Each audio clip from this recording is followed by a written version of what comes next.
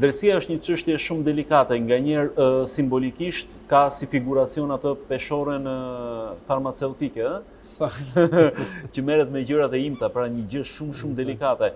Ju jeni avokatë dhe pozita juaj gjithashtu është delikate sepse e them një person në gjykimin e përgjithshëm ka bërë një diçka të padrejtë, ndërkohë që në aspektin imtësisht legjislativ ai ndoshta nuk e ka bërë pa drejt. Mund të ndodhë kështu? Unë kam përshtypjen që kundërshtia në një proces të tillë është ajo që prodhon të vërtetën, që nxjerr të vërtetën.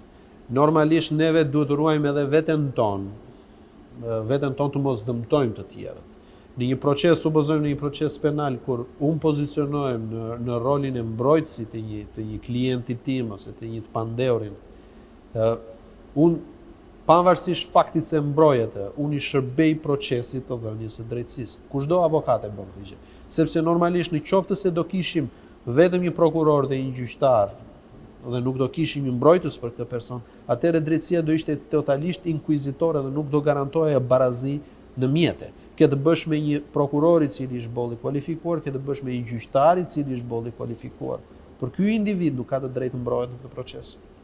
Normalisht e gjithë përpjekja jonë është që të nxjerrim në pah të drejtën, duke kundërshtuar ato pretendime që ngre pala tjetër, ato pretendime që ngre prokurori, ato pretendime dhe ato fakte që sillin në vëmendje shkresat apo dëshmitarët, dhe vëm me dije gjykatën dhe vetë opinionin, sepse në fundit vendimi i jepet në emër të Republikës, në emër të popullit, dhe vëm me dije të gjithë këta individ se për çfarë bëhet fjalë dhe çfarë force kanë të gjitha këto prova që sillen përpara saj.